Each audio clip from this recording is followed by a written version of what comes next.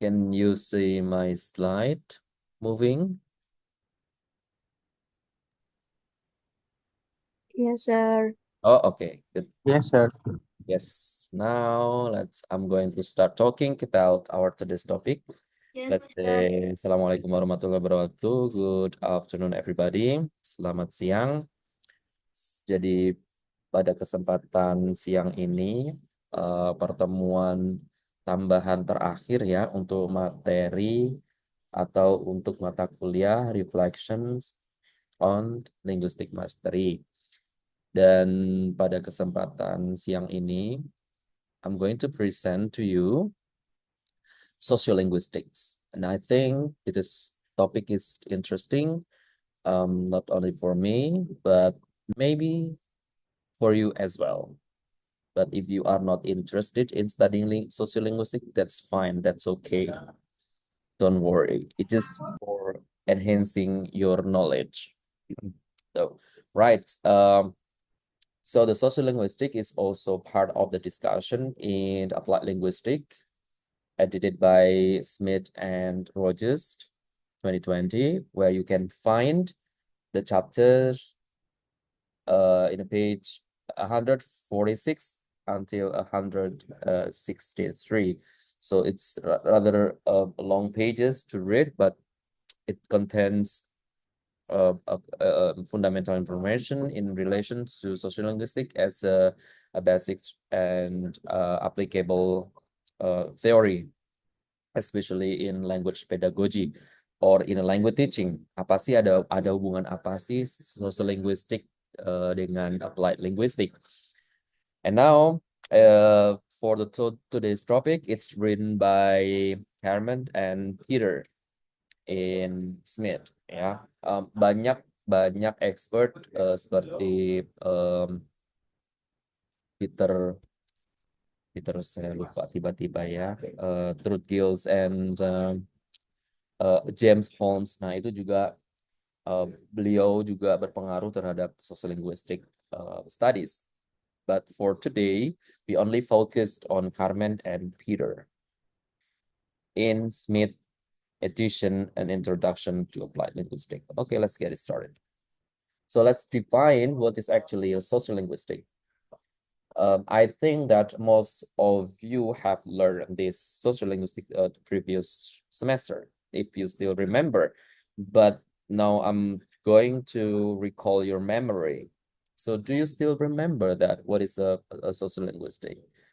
And if you want to say something, don't hesitate to raise your hand. So, or if you can leave a chat, leave your question in the chat box, and then I will answer your questions after the presentation or after my talks.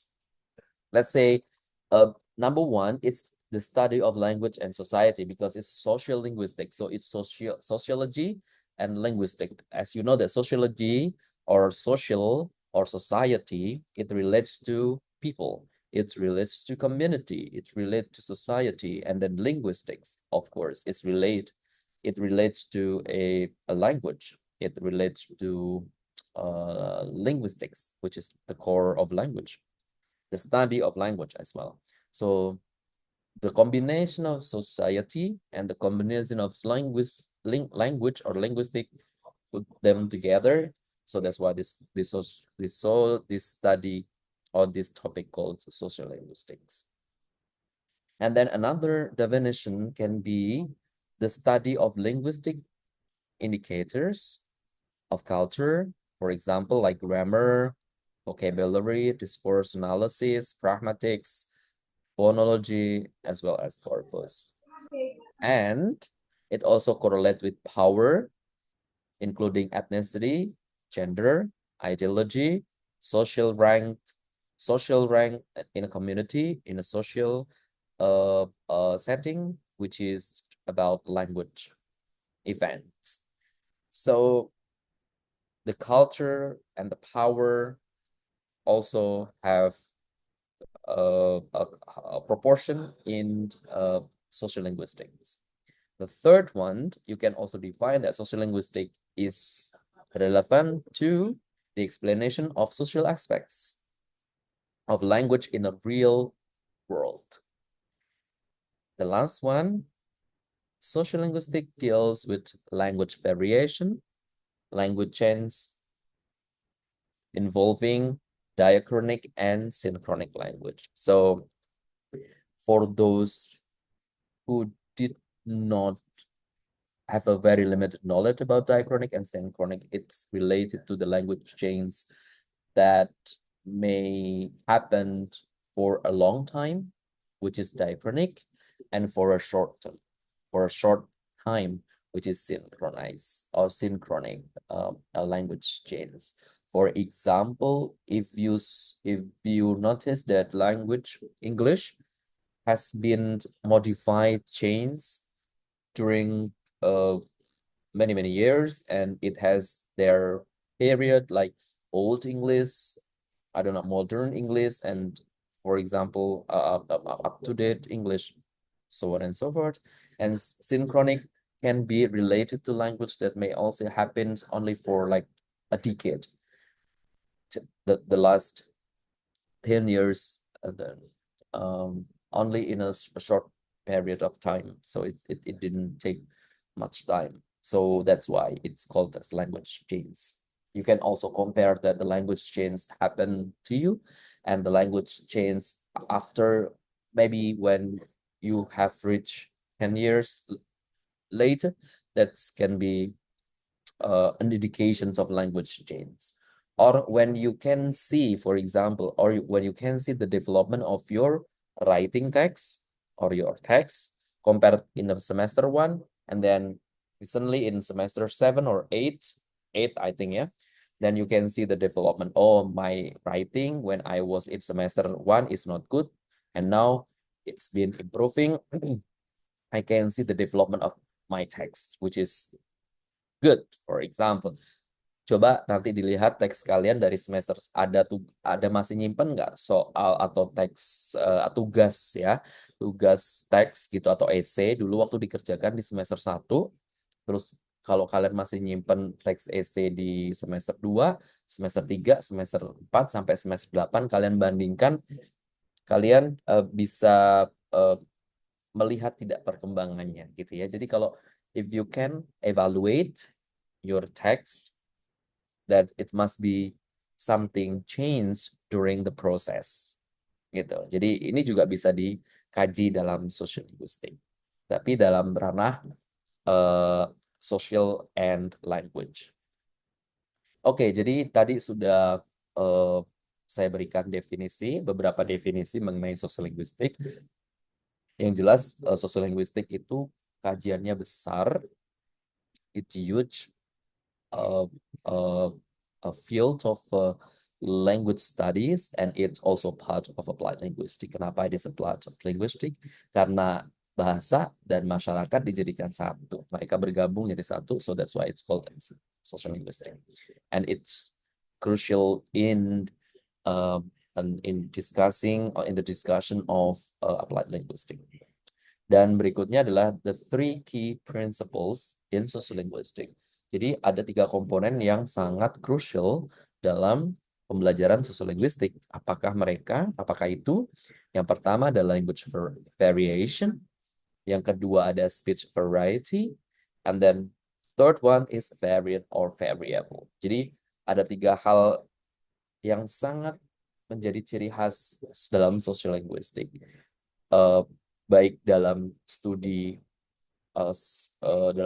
terdahulu atau pada masa kini, 3 hal ini tidak akan pernah terlupakan gitu ya. Banyak dijelaskan oleh peneliti terdahulu apa yang disebut dengan language variation seperti apa yang disebut dengan variety, disebut dengan variant atau variable. Jadi jangan sampai tertukar ya. Jadi kalau tiga poin ini sampai tertukar itu ya, jadi akan ada misunderstanding in the concept of social linguistics. Oke, jadi kita akan bahas satu persatu. Let's talk about language variation. Oke, this one. Kalau kita lihat the language variation, it's related to the differences in pronunciation. It also differences in grammar or word choice, I mean, within a language due to region, social class, education background. Jadi kalau variation itu mereka masih dalam satu bahasa, tapi berbeda pengucapannya, contoh, terus berbeda dalam tata bahasanya ataupun pemilihan kosakata. Karena apa? Karena mungkin ada faktor perbedaan lokasi ya atau social status seseorang, bahkan educational background factors itu juga affecting the way how the language can be varied. Jadi kalau pronunciation-nya for example dibaca long, so sometimes it became short. Jadi mungkin ada yang seperti itu. So that's called as a language variation. So it's still happening in a language, in one language. Jadi mungkin bahasanya, oh no, it occurs in a language. Jadi bahasanya masih sama, tapi mereka pronunciation-nya mungkin kadang berbeda. Ada yang contoh dalam bahasa Inggris, saya berikan contoh dalam bahasa Inggris, membaca what is it? Risami. No, risami is a Latin word. I'll give you an example. As we always notice about British and American accent, the difference between these two language. Sama-sama bahasa Inggris, mungkin ketika you refer to what is it, pants, and then pants, these two are different things, but they are refers to the one language, right? In English, pants dalam bahasa Inggris British itu pants, celana panjang gitu ya. Tapi kalau di American English itu pants itu celana pendek. Jadi so it refers to a different thing because maybe this the geographical location and also the political aspect. Mungkin nanti di India juga mereka refers to different thing. Of course, because India has their own, what is it, character, the language character, yeah, yang also affect the way how people speak. The second one is speech variety. What is speech variety? It may be used for different varieties of one language. For example, American English, Australian English, Indian English, Singaporean English, they are still same English, but they refer to, different name. This is only name. Speech mean name. What are you referring to? I'm referring to Indian English. What are you referring to? I'm referring to Australian English. What are you referring to? I'm referring to what is it? Canadian English, for example. So it's speech variety. Speech is language. And what's difference between speech and variation? For speech variation, it relates to the language with the community, like Indian, British, American. But then a language variation, it's a one language, but it can be a different pronunciation, different grammar, different language choice because of social class and educational background. And then the last one is variant or variable. Variable that you also notice that variable can also affect people speak. For example, their educational background. Linguistic various form due to differences in socioeconomic background, education, age, sex of the speakers. For example, the pronunciation of variable and r sounds rhotic versus non-rhotic. If you still remember the study of fourth floor, which is conducted by, okay, we'll talk about later. The rhotic studies in American shopping store. Okay, I remember that, but I will let you know later. We will talk about that. So variable can cause someone speak differently because it may relate to their society. If you, for example, coming from, kingdom family or royal family versus if you are coming from a family in a rural area or family from, I don't know, a immigrant family, then this can be affect the way how you speak. Definitely. If you are coming from royal family, then there must be registered language you used. You may not be you cannot say, root, for example, root word,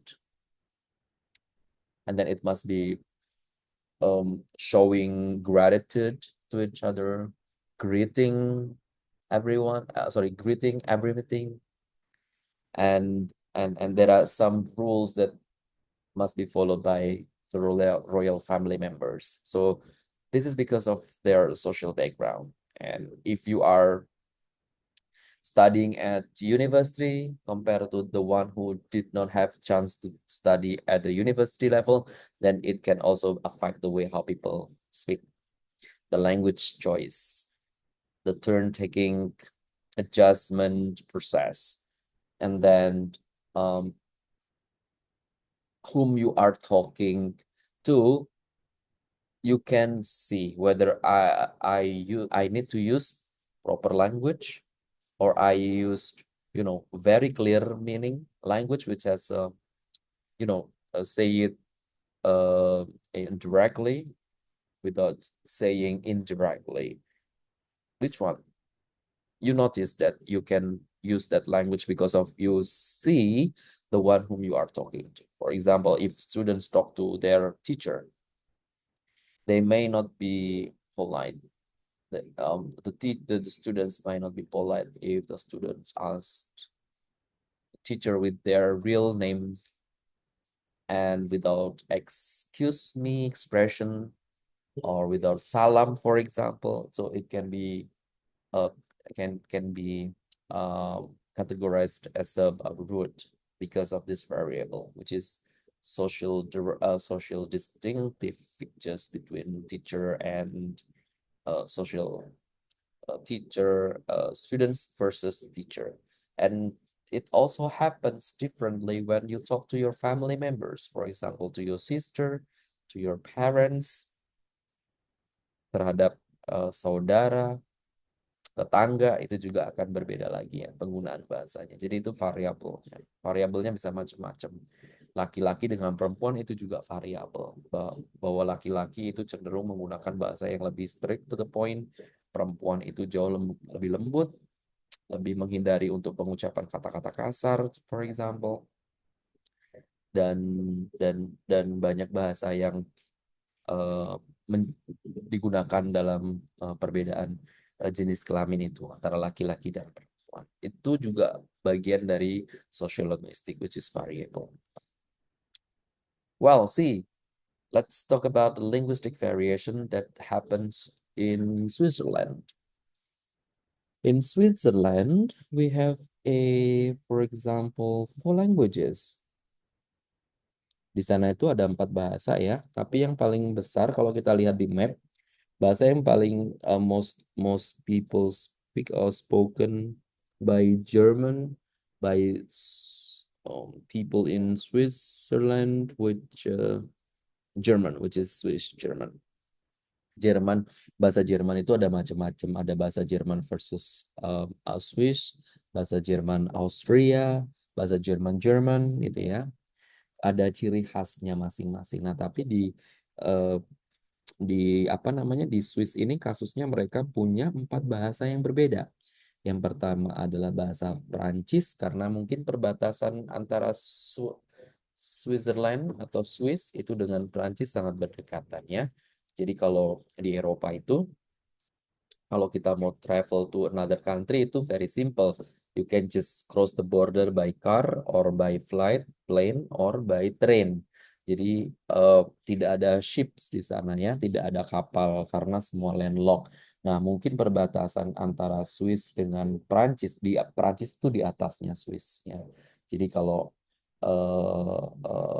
ada Netherlands, ada France, terus ada Belgium, and then Netherlands, terus di perbatasan antara France dengan Netherlands itu nanti akan ada Swiss ini ya, yang terkenal begitu indahnya gitu kalau kalian melihat di story Instagram content creator itu. Nah, ternyata di sana itu ada 4 bahasa. Yang pertama adalah bahasa Prancis, 22% penuturnya. Yang kedua adalah bahasa Itali, which is only 8.2%. Ada bahasa yang paling sedikit dituturkan, ini Romania, ya. Mungkin ada imigran yang ke sana, jadi mereka ada di sana. Hanya sebatas 0,5% saja, tapi yang paling besar di sini adalah 62,6% bahasa Jerman dituturkan di seluruh wilayah, terutama di bagian bagian tengah Swiss, ya. Dan empat-empatnya ini adalah national language, ya. Nah, bagusnya ketika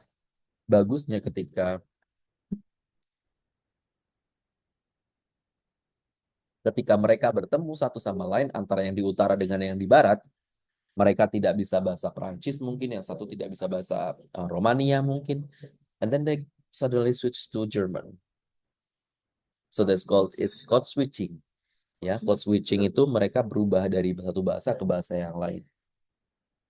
Full gitu ya. Tiba-tiba ada ketemu dengan orang yang tidak bisa bahasa Itali, tapi dia bisa bahasa Jerman. Tapi kita nggak bisa bahasa Itali.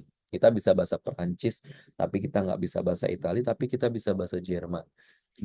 Kedua komunitas ini bisa bertemu, berkomunikasi ketika mereka menggunakan bahasa Jerman satu sama lain. Walaupun mereka memiliki latar belakang bahasa yang berbeda. Satu latar belakang bahasa Perancis, yang satu latar belakang bahasa Italia. Tapi ketika mereka bertemu, they speak German. Nah, itu. Jadi that's one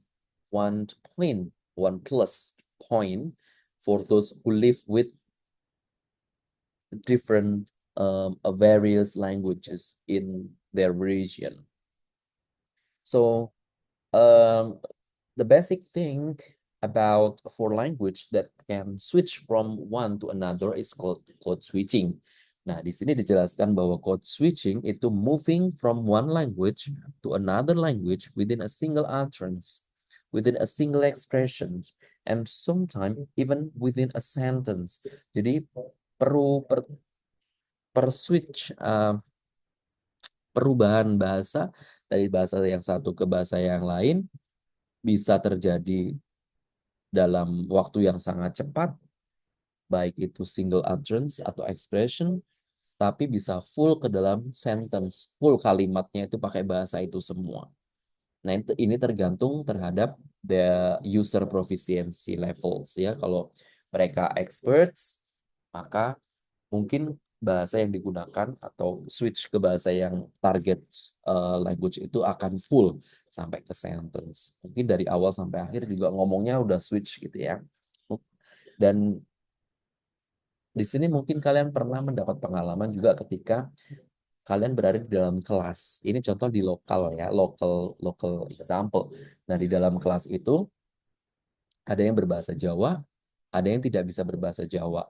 Nah, ketika ada teman yang bisa berbahasa Jawa, maka kalian mungkin akan menggunakan bahasa Jawa itu sebagai, the language communication media. Tetapi ketika tiba-tiba ada teman masuk, dan teman masuk ini dia tidak bisa bahasa Jawa, dia bisa bahasanya bahasa Indonesia.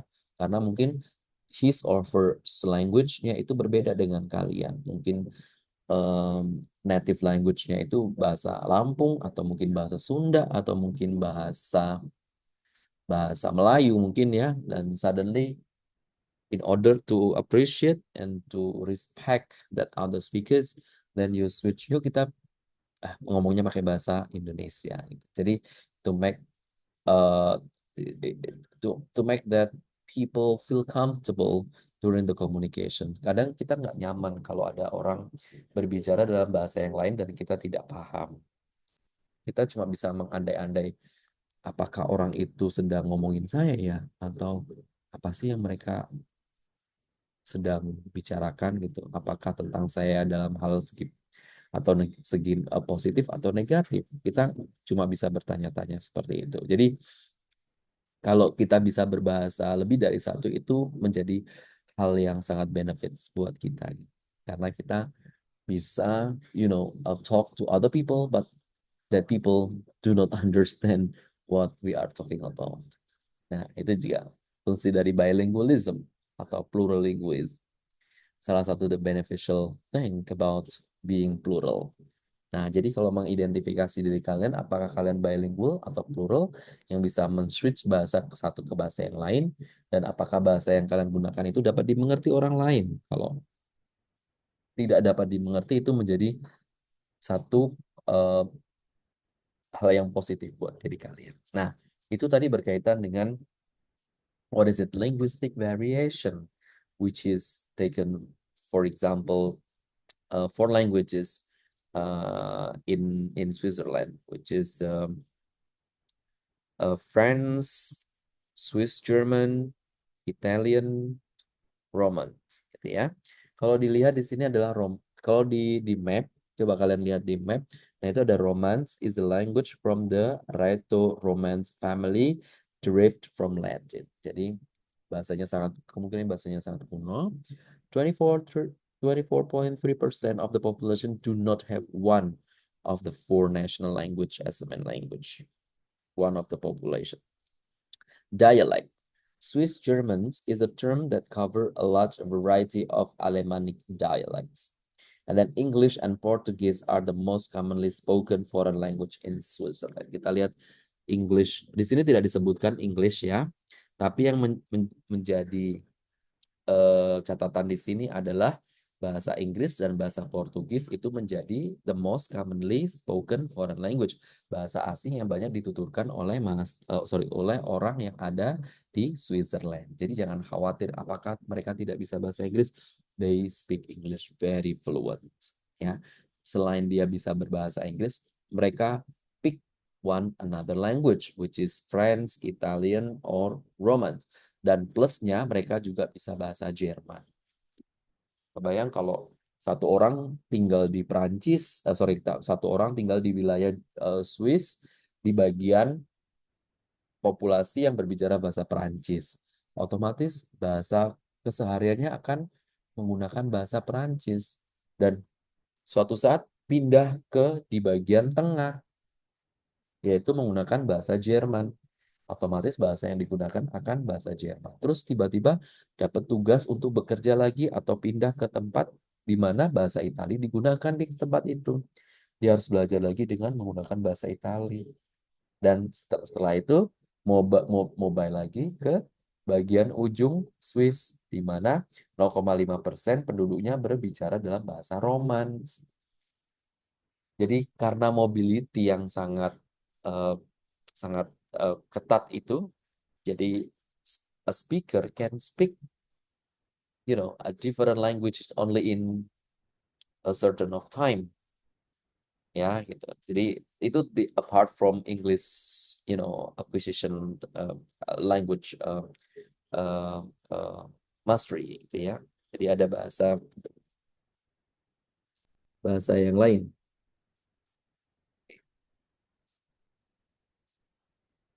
If you have a questions, don't hesitate to raise your hand or unmute yourself and then say something. Kalau ingin bertanya, boleh untuk unmute, terus silahkan berbicara. Karena di sini saya tidak bisa melihat ya masing-masing kalian. Oke, berikutnya adalah diagnosia. Diagnosia itu menjadi salah satu topik dalam sosiolinguistik. Karena apa? Karena diagnosia itu berkaitan dengan social judgment. Kenapa social judgment? Karena dalam komunitas itu ada yang dianggap berbahasa yang memiliki tingkat stratanya lebih tinggi dibanding dengan bahasa yang lain. Contoh, di sini ada bahasa Arab. Bahasa Arab itu memiliki dua variant atau variant ya. Yang pertama Arabic Quran atau bahasa Arab yang dalam kitab suci Al-Quran dan General Arabic. Nah, yang paling tinggi, yang dianggapnya paling prestigious, well qualified Arabic language which has a high prestige, which is Arabic language, Arabic Quran language. Itu yang paling tinggi. Nah, yang paling rendah apa? Nah, yang paling rendah itu adalah General Arabic. Yang bahasa dituturkan sehari-hari itu mereka menjadi bahasa yang sangat low gitu ya. Low ini bukan berarti nggak baik, enggak. Low ini cuma dianggap sama masyarakat bahwa eh, hanya orang tertentu yang menggunakan bahasa itu. Hanya hal-hal tertentu yang menggunakan bahasa low. Dia harus menggunakan bahasa high ketika dalam circumstance atau pada situasi tertentu. Gitu. Dan as you can notice that there's a picture, did you know that Canada is an unofficial bilingual country? In province of Ontario, the majority is English speaking, while in Quebec province, French is dominant language. Kanada itu memiliki dua official language. Yang pertama bahasa Inggris, yang kedua bahasa Perancis. Nah, karena dua-duanya ini memiliki status yang sama sebagai bahasa nasional, maka mungkin terjadi yang namanya language judgment oleh speakers atau oleh other people who will use that language in a certain circumstance. Apakah bahasa Inggrisnya yang dianggap lebih tinggi atau bahasa Perancisnya yang dianggap lebih tinggi gitu. Jadi kira-kira mana yang menurut kalian eh, bahasanya yang lebih tinggi di Kanada? Apakah bahasa Inggrisnya atau bahasa Perancis? Gitu. Dan tugas pemerintah ini sangat sulit untuk mendamaikan kedua penutur ini ya, karena mereka di satu sisi ada yang sangat cinta dengan bahasa Perancis, tidak mau berbicara dengan bahasa Inggris, ada yang sebaliknya mampu atau bangga dengan penggunaan bahasa Inggris, tapi mereka tidak mau berbicara dalam bahasa Perancis. Nah, ini ada di bagian provinsi Ontario dan Quebec. Jadi ketika orang ini bertemu, ya mereka mau pakai bahasa apa? Egonya gitu mau pakai bahasa Perancis atau pakai bahasa Inggris gitu. Susah ya. Jadi perlu adanya governmental what is it governmental action to what is it to help the speakers um, mutually intelligible. Dua-duanya tuh saling respectful, menghormati.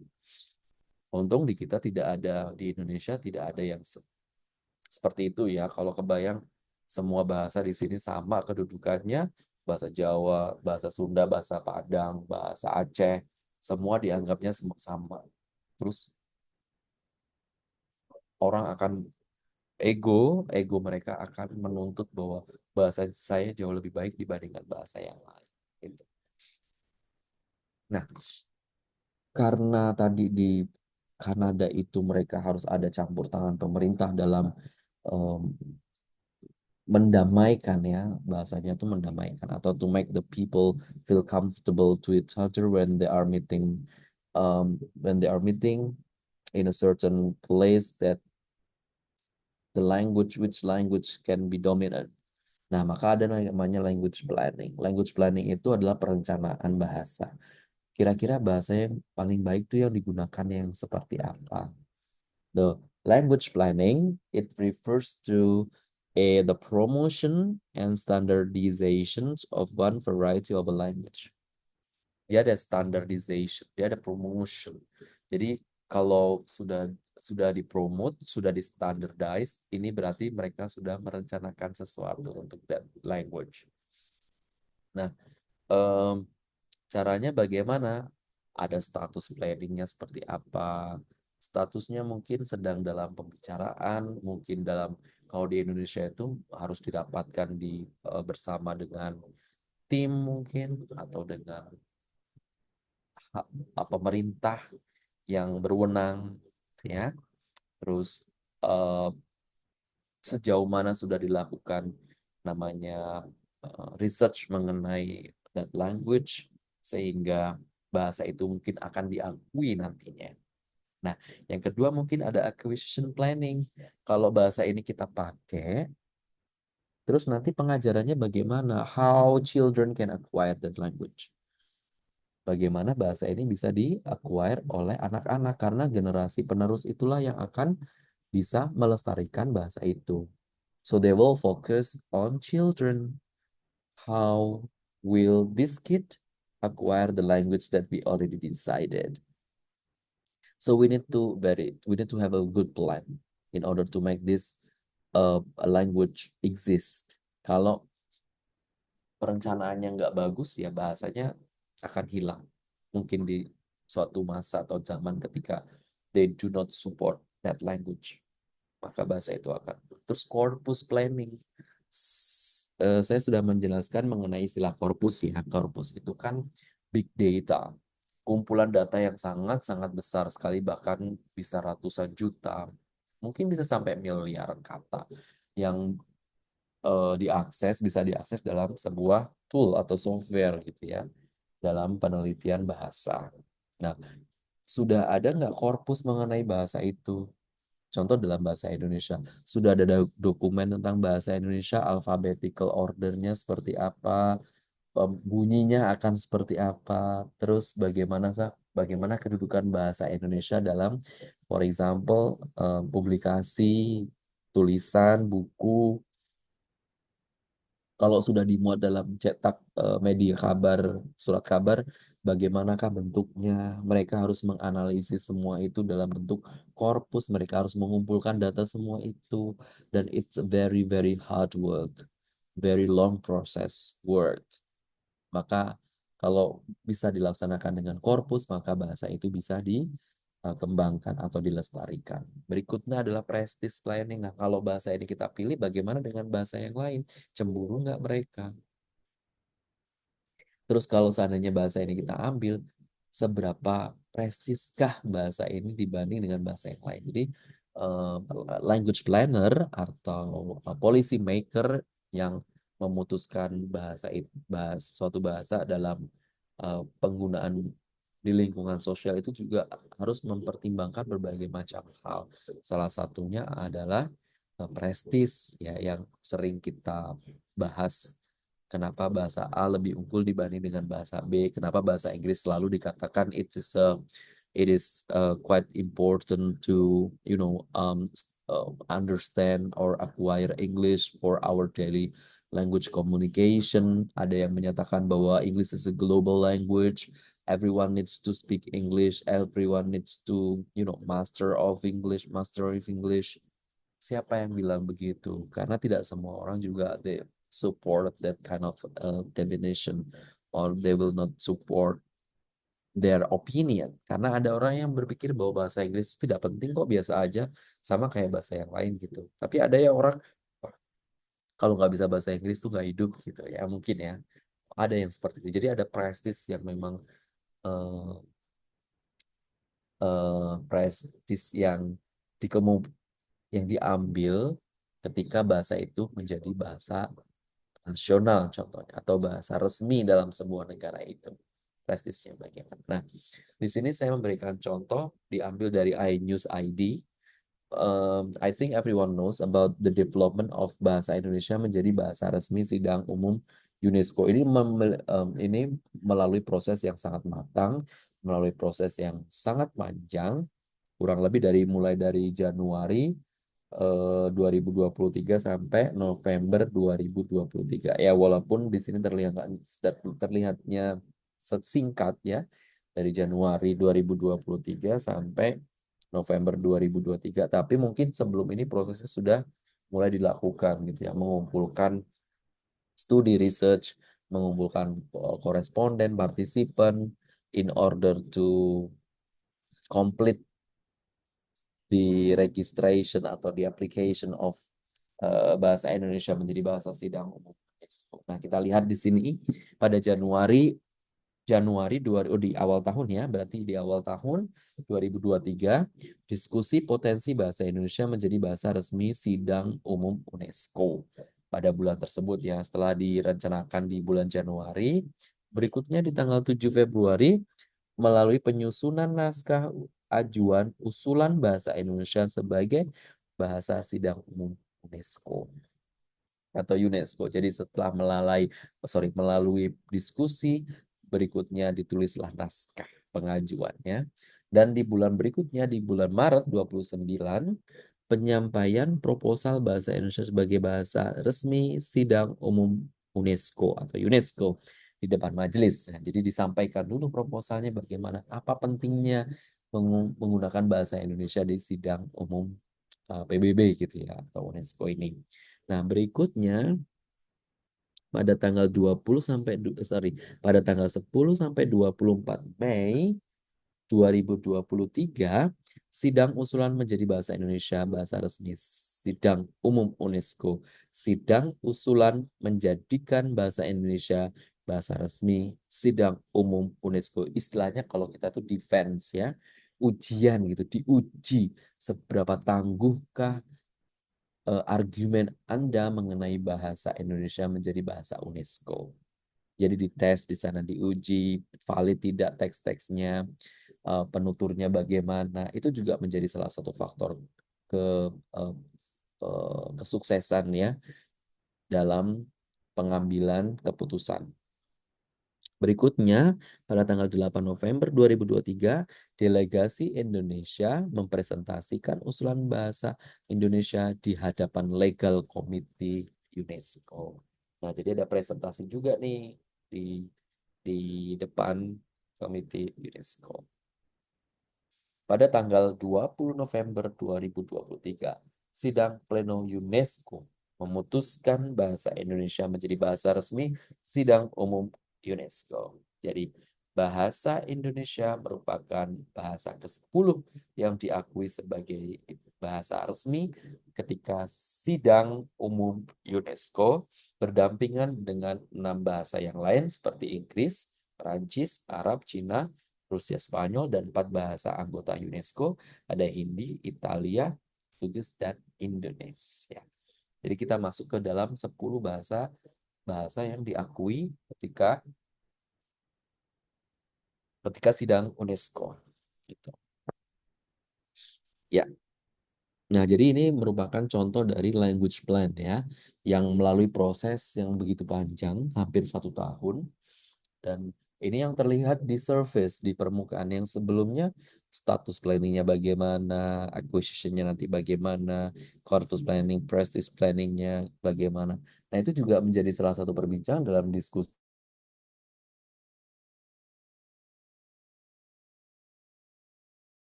I am so sorry because of the connection happens ya, jadi terputus. So I want to I want to share again my slide. Right, this.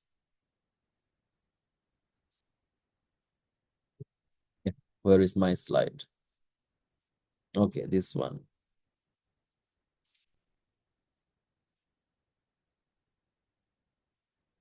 Yes, the birth and the death of language. Okay, we talk about Pidgin and Creole. So I'm going to continue the explanations of Pidgin and Creole. Pidgin and Creole also part of the discussion in the social applies. Sorry, in the social linguistic.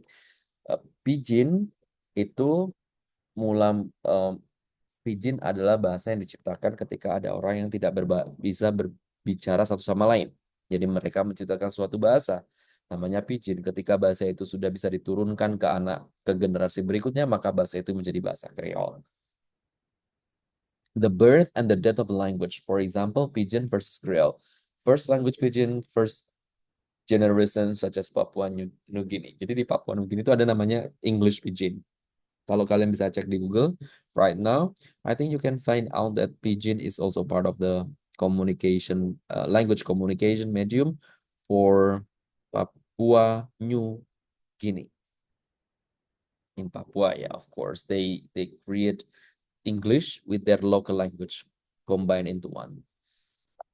Jadi kalau sudah menjadi Pidgin, maka dia akan berubah menjadi Creole. Ketika itu diturunkan ke generasi berikutnya. Nah, di sini ada what is it? Peta ya, di mana Papua Nugini di sini berbatasan dengan West Papua, Papua Barat gitu ya. Itu sudah perbatasan negara yang berbeda. Yes, oke, Papua Nugini dan West Papua. Ada yang sudah pernah ke Papua mungkin di sini. Mungkin bisa share, mungkin bisa cerita mengenai lingkungan yang ada di sana, terutama bahasa yang digunakan ya. Nah, di sini adalah contoh pidginisasi dalam bahasa Inggris ke bahasa lokal yang dilakukan oleh mereka yang tinggal di Papua Nugini. Gu- Bahasanya agak mirip-miripnya, kayak good, bella, day itu masih kata-kata day gitu ya. Good, ada me, milikim, you. Saya tidak tahu bacanya, mungkin you know it much better than me. Nanti bisa dipraktekkan. Yang jelas di sini masih ada kata-kata bahasa Inggris, tetapi yang sudah what is it? Sudah di synchronize dengan local language. Sebelum itu mereka harus menciptakan bahasa itu sendiri. Ya, ada milikim, wokim, dispela, I like doing this. Am, good, kayak no save. Nah, itu yang nomor nomor 7 Yupela Wanem name name itu name gitu ya. Um, Me itu sepertinya kata me as a object, and then milikim kaik. Oke. Jadi ada bahasa yang mereka ambil dari bahasa Inggris terus kemudian mereka gunakan itu dalam komunikasi mereka sehari-hari sehingga itu menjadi bahasa Pidgin. Nah, ini dia William Labov yang tadi saya cerita menggunakan stratifications of r sound rhotic versus non-rhotic in American shopping store. Nah, di penelitiannya Labov, mungkin kalian masih ingat bahwa variation, the variable of language education and also the language social background affect the way how people communicate with other. Nah, di penelitiannya Labov, pada tahun 1972 mengungkapkan bahwa ada 3 store, store yang di bawah, store yang di tengah, dan store yang di atas. Yang di fourth floor itulah, yang di fourth floor itu yang terdapat merek eh, branded branded stuff gitu ya. Dan staffnya atau karyawan yang bekerja di sana itu ketika mengungkapkan kata fourth floor, floor, nah itu itu dia rhotic gitu ya. Berbeda dengan kalau di penelitian ini maka tidak bisa disamakan dengan penelitian mungkin yang ada di Inggris gitu. Ini kan statusnya ada di Amerika. Nah, hasil penelitiannya apa? He found that the pronunciation of r sound was influenced by factors such as social class, ethnicity, and neighborhood. In a particular setting, he observed that speakers from higher social classes were more likely to pronounce r in all position. For nah, again, for floor, fourth floor, fourth floor. Semakin R-nya nampak, maka itu mengindikasikan bahwa mereka memiliki status sosial yang jauh lebih baik. Itu. Oh, kalau R-nya kalau di Inggris malah justru kebalikannya. Kalau R-nya semakin menampak, maka dianggap dari kalangan kelas menengah ke bawah. Kalau di sini dari menengah kelas ke atas. Nah, ini perbedaan antara social stratification of rhotic, R bunyi R, kayak how are you versus how are you gitu ya. Jadi kalau when you mention that how are you, the r sound is clear dan it's pronounced, dibunyikan, itu justru malah kalian berasal dari higher social classes community. Itu berdasarkan penelitiannya Labov pada tahun 1972. Nah, baru-baru ini mereka ada teenage New Yorker gitu. Kalau bilang New Yorker itu mereka bilang coffee versus coffee. So kalau kalian pengen beli kopi gitu ya, kopi, so you pronounce as not coffee but coffee. Jadi it indicate that whether you are New Yorker yang berasal dari wilayah New York atau kalian berasal dari outer New York. Jadi kalau you mention that I want to buy coffee, so it means that you are not coming from the New York area. But when you So it's not coffee, but it's coffee. It's a coffee.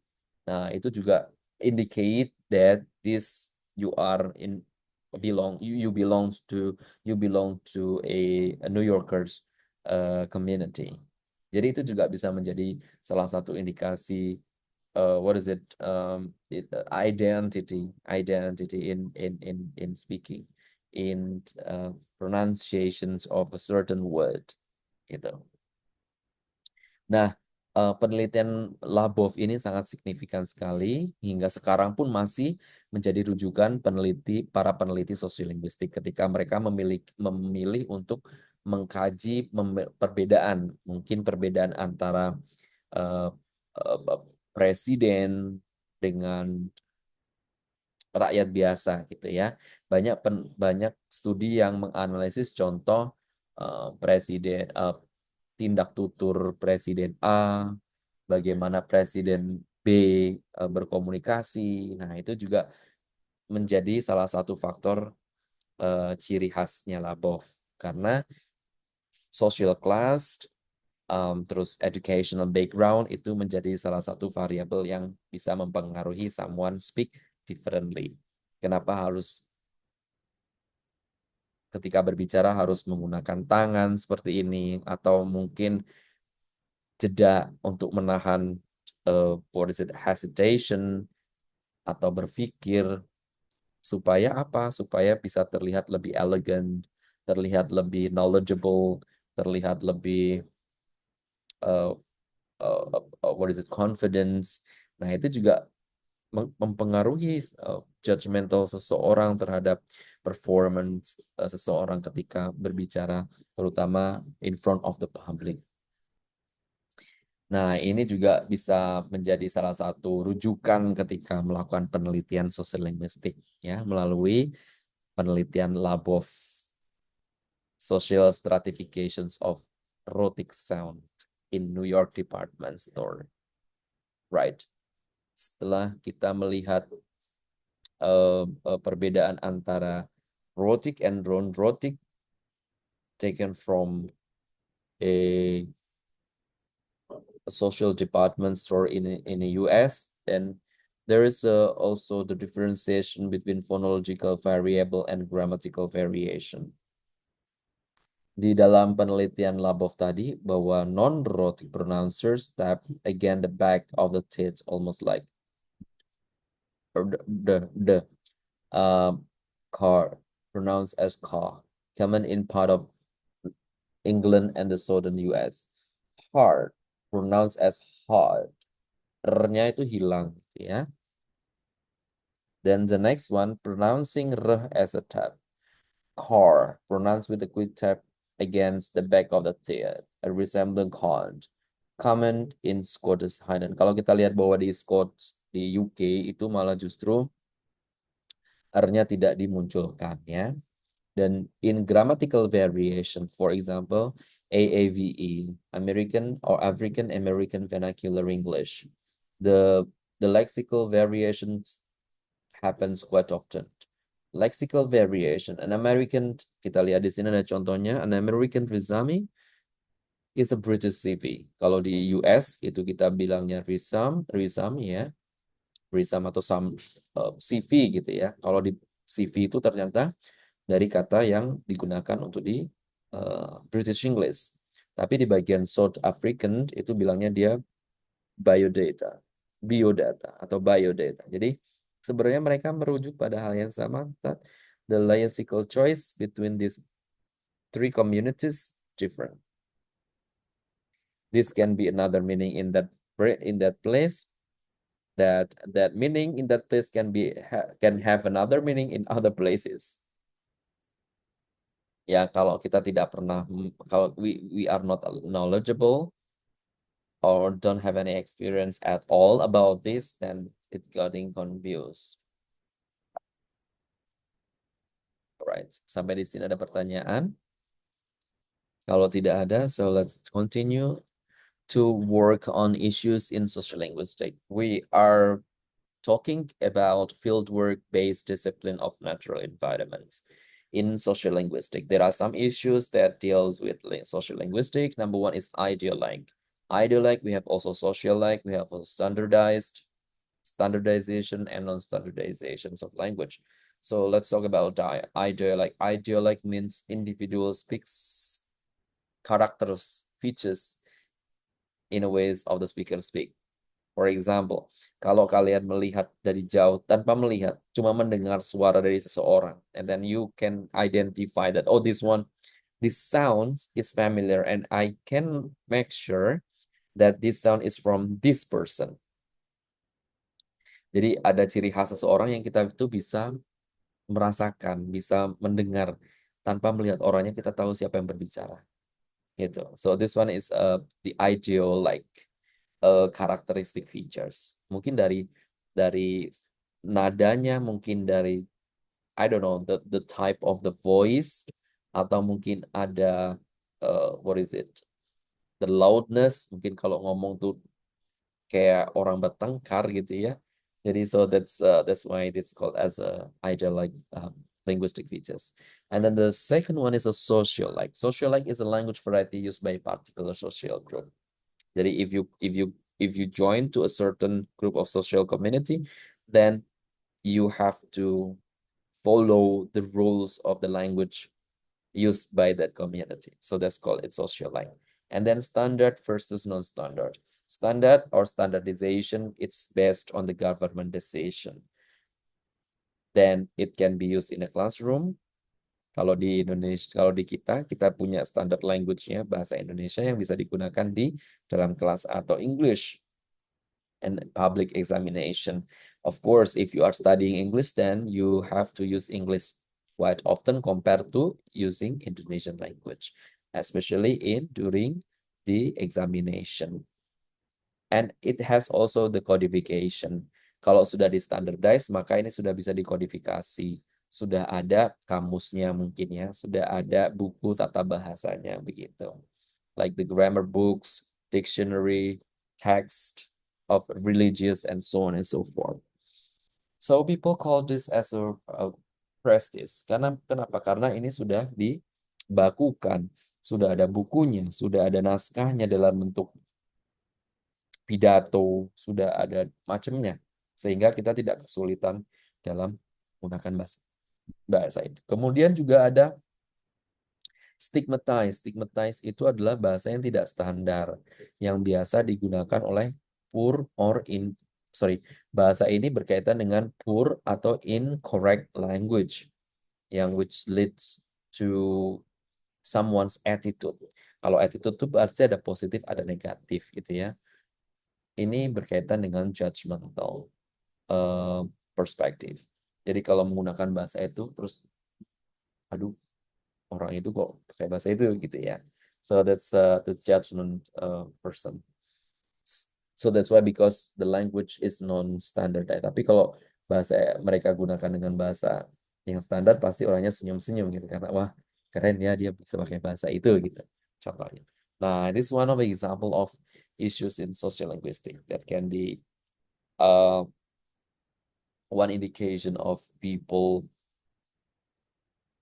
use that language during the community or individual features.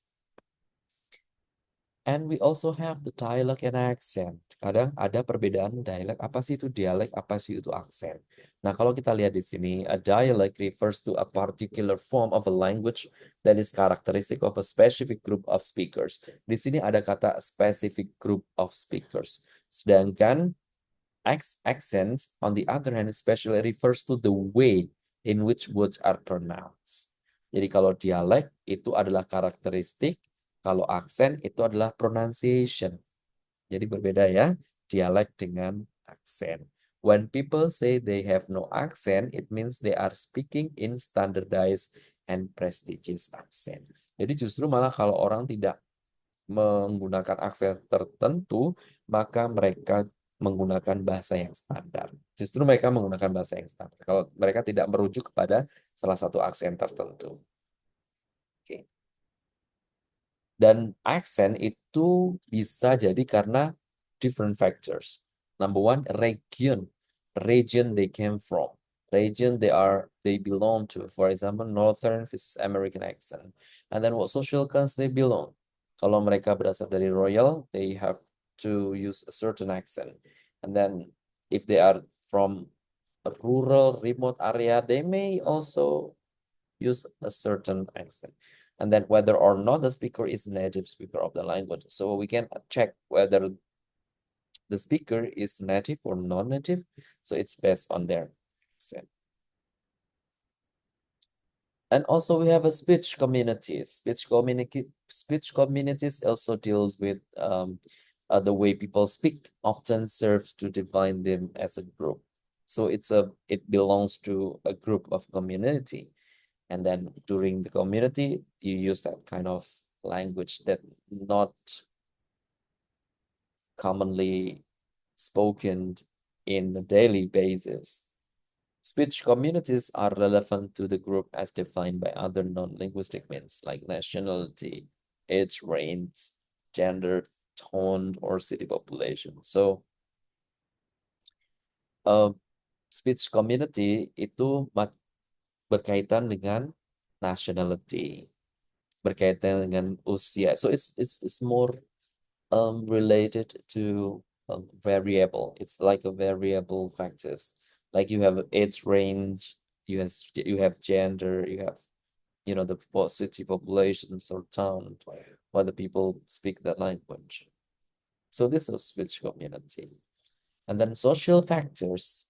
The next one is about social factors correlating with language variation. So there we we cannot it is undeniable that social factors can have an impact of influence in language variations. As I have already mentioned for previously that geographical location, social mobility coming from this one place to another places, sorry, coming from this place to other places, and um um due to what is it, migration also, it helped correlate to language variations, the making the language to be varied. And then also the gender and power, male and female, and then teacher, student, they have the power themselves. And then there's also age, older generation versus young generations, they use different language. It is crucial in the language choice. It's also crucial in the way the language used by the speakers. The next one is the audience, the way how adjusting accent that is called accommodation. So when you are speaking in front of the public, then you see that the public audience is smarter than you, then you can adjust the way how you speak. So this is the way how you accommodate that your language can be accepted by the audience or the readers or the listeners or I don't know, the writers. The next one, we have a identity, a personal, ethnic, geographical, political, family identities. This is also kind of a variable that can affect the language variations. The last one, social network relations. The closer the relationship you are building with your partners, then the more non-formal language you will use, especially within a group. Like if you speak to your mom, if you speak to your dad, if you speak to your brother, sister, then it will be different when you are speaking with your lecturer, when you are speaking with the President of Republic Indonesia, when you are speaking with the director of a certain business company. So the continuum can be seen by its correlation, whether you are closer to that person or you don't have any access to that person in doing communication. So it may affect to you. The next one, sociolinguistic research. So this slide is dedicated for those who are interesting, of course, interesting studying with social linguistic research. First, it's about data collection. It's about data collection and then interpreting data. Social linguistic research deals with a natural field of for studies because you deals with society, you deals with population, which is, I don't know, such kind of people like teachers, students, schools, communication, I know, basketball team, football players, community, interviews. Interviews is always part of the linguistic research. And also you have a questionnaires. It can be spoken or written format, think a lot protocols, like you are interviewing and on one hand, and at the same time you are noting. Informal to formal conversation, awareness elicitations. The chains switch between formal to informal, informal to formal. So this also part of the sociolinguistic research. And how to interpret the data taken from sociolinguistic research. This one is a variation occurs between speakers from the same speech community. You need to interpret the data. And then what function does the variation serve? And how does variations change? So it's belongs to diachronic versus synchronic change that I have already mentioned earlier in the beginning of the presentation. And application of social linguistic for pedagogical field of study. First, language formulations proposal is already important for government in order to make a certain language to be applied in education, whether, for example, in our curriculum, whether English is crucial to be put in the curriculum and become what is it a fundamental subject for students, and whether or not it is important for teachers also to what is it to assess the language. So it's based on the government decision. So that's why social linguistic approach is really important in order to help government decide whether the curriculum supposed to be the English language is supposed to be in a curriculum, school curriculum. The next one is language planning. That for future generation, it's also important for the language serve accommodations for the community, whether the national language, whether the language can be used by, the citizen of that country. So a good planner also part of the language government policy makers influence is important. The next one is teachers reference in the classroom, for example, bad versus standardized, bad, good grammar. So whether you are using good or correct, or maybe you speak standard or non-standard language, also part of the teaching process, especially in describing English grammar for student. And then the imitation of accents as a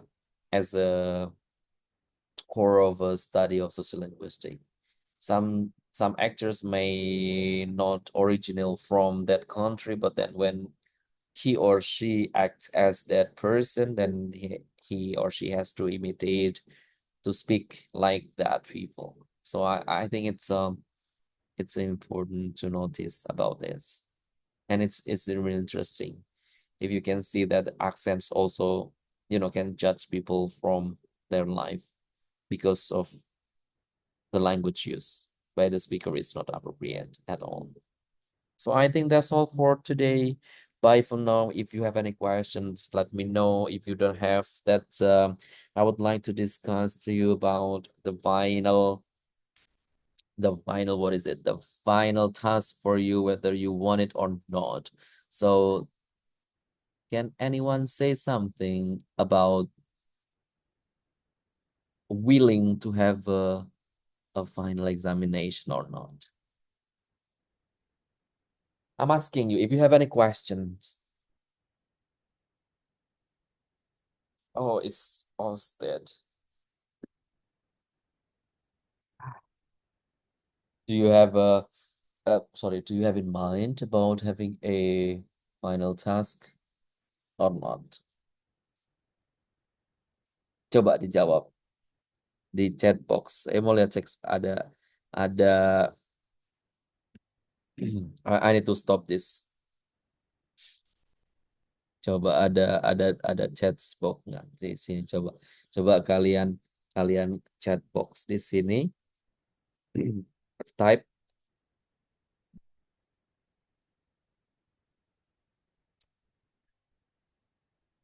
are you willing to have final test or not? The question is this.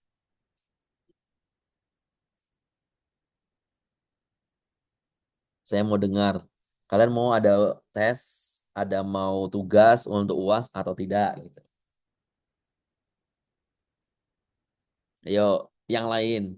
Yang lain tolong nyalakan kameranya biar saya bisa melihat kalau you are there. You exist. Coba kalian saya mau lihat ya. Oke.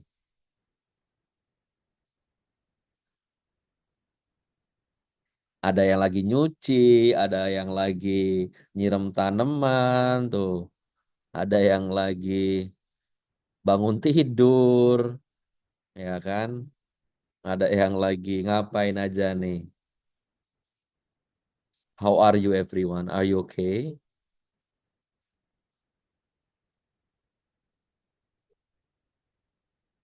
Nggak ada yang jawab ya. Kalian malu-malu Yes, ya? sir. Are you okay? Oke, Yes, sir. Oke, Mister. sir. Kalau online nih pada malu-malu ya. Sama di online juga malu, di offline juga malu. Kalian ini sebenarnya makhluk apa sih kok malu-malu? Ayo, siapa yang saya kasih waktu? Nggak usah lama-lama. Apakah kalian mau ada tugas atau tidak? Coba dijawab melalui di chat. Kalian chat yes, yes, Y itu indicate bahwa you agree or no indicate that you disagree. Nanti saya mau lihat yes-nya yang Y-nya yang banyak atau N-nya yang banyak. Coba. Mister, maaf sebelumnya mau nanya. Iya, boleh. Iya, Mister, kalau misalkan kita nggak ada UAS, nggak ada tugas tuh nanti akumulasi nilainya bagaimana ya, Mister?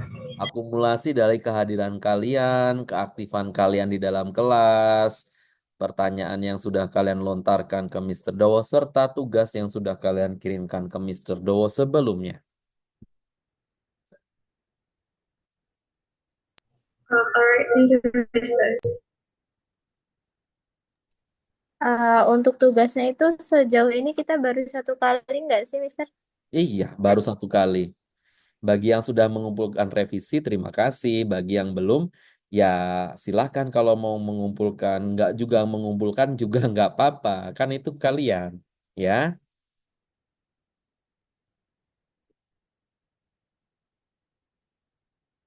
jadi gimana?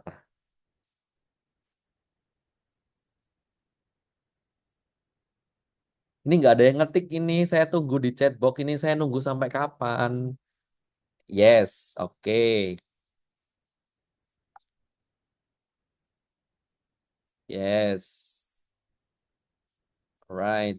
Ayo jangan malu-malu. Ya, saya tunggu. Kalau enggak, gimana saya bisa mengambil keputusan? Yes, Iqbal, yes. Yoja, yes. Cindy, yes. Ana, yes. Audi Akbar, yes. Rofi juga yes. Hmm, Naja, yes. Husnun juga yes. Puri juga yes. Pada senyum-senyum semua ya. Kalau sudah yes berarti kalian ya. Oke. Yes. Alright.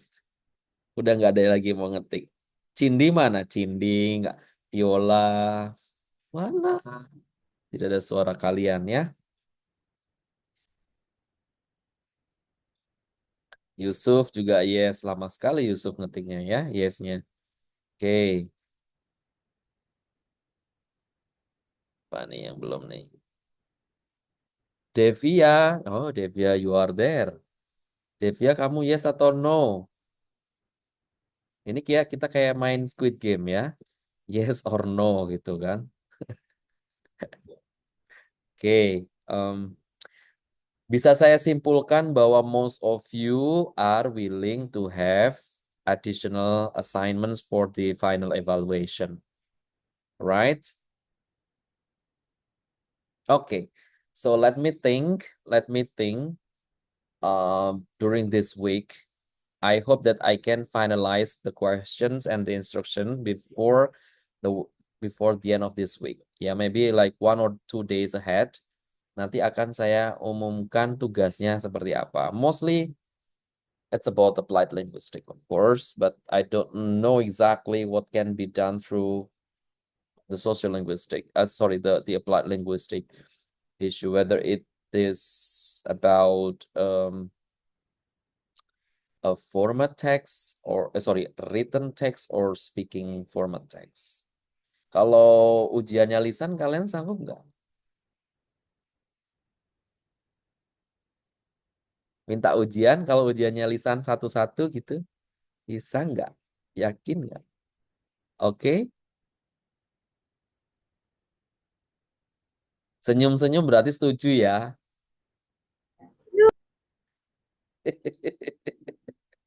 Kalau senyum-senyum tadi minta ujian, sekarang ujiannya saya minta lisan, kalian senyum-senyum.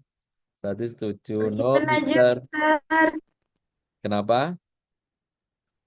Written format aja, Mister. Berarti kalau ujian lisan nggak mau. Sepertinya tidak siap, Mister. Sepertinya tidak siap. Kalau saya kasih waktu 1 minggu untuk belajar, siap nggak?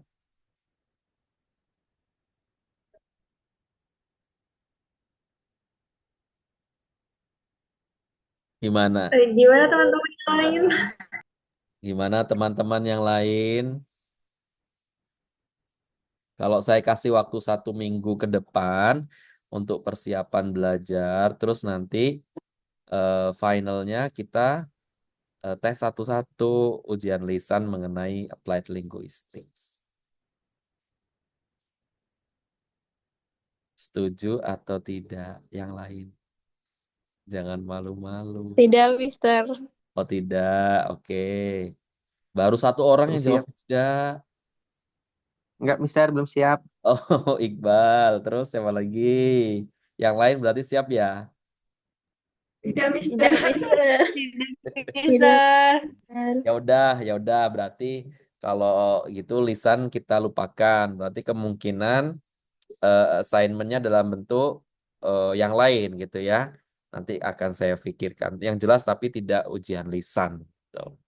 So let me think about 1 or 2 days ke depan, nanti akan saya kasih tahu apa perintahnya. Gitu ya. Right? So everyone agrees that a final assessment will be conducted. Oke, sebelumnya karena ini adalah pertemuan terakhir ya untuk mata kuliah Reflections on Linguistic Mastery, jadi saya mau cek dari kehadiran kalian. Zakia ada? Zakia, are you there? Nggak ada. Zakia, I cannot hear if you are there. No? Alright. Husnun Mufidah. Hadir, Mister. Thank you. Jihan Lucy. Hadir, Mister. Jihan Lucy Selvia. Iya. Oke. Audi Ferdila. Hadir, Mister. Ya. Rosan Fikir. Hadir, Mister. Sofia Tunisa. Hadir, Mister. Rosi. Hadir, Mister. Yusuf. Hadir, Mister. Iqbal, Hadir, Mister. Yoja, Hadir, Mister. Zalfa, Hadir, Mister. Adelia Pratiwi, Adelia Pratiwi. No, you are not there. Halo.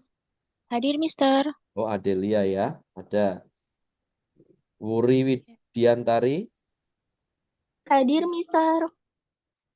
Jihan, Hadir, Mister. Najah ada ya. Hadir, Mister. Ana Ihtidahakun, Hadir, Mister. Febrika Kurniasari, Hadir, Mister. yes. Nurul Hidayatika, Hadir, Mister. Rofiana, Hadir, Mister. Fauzia,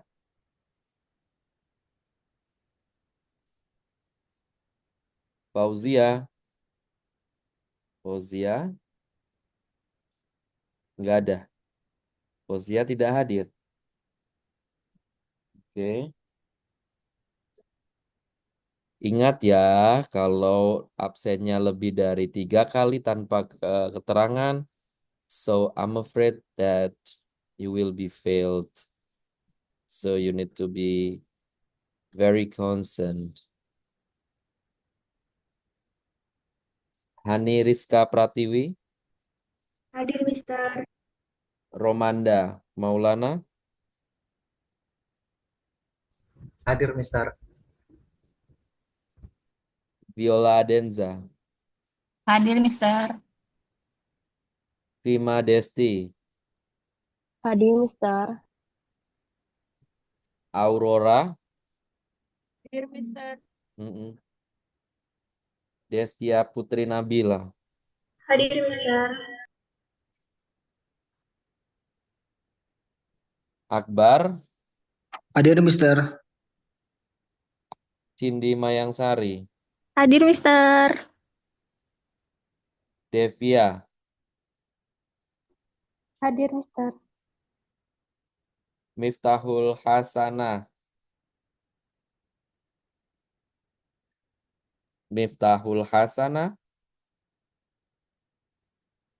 nggak ada ya. Okay, guys, thank you very much for attending my course, the last course, perhaps for this day. So I'll see you again next time, perhaps for the last assignment about the course Reflections on Linguistic Mastery. So let me know if you have a question. No? So if you don't have any question at all, thank you very much. So see you again. Assalamualaikum warahmatullahi wabarakatuh. Bye. Have a great day, everyone. Waalaikumsalam warahmatullahi wabarakatuh. You can leave. You can leave. Thank you, Mister. Bye. Bye.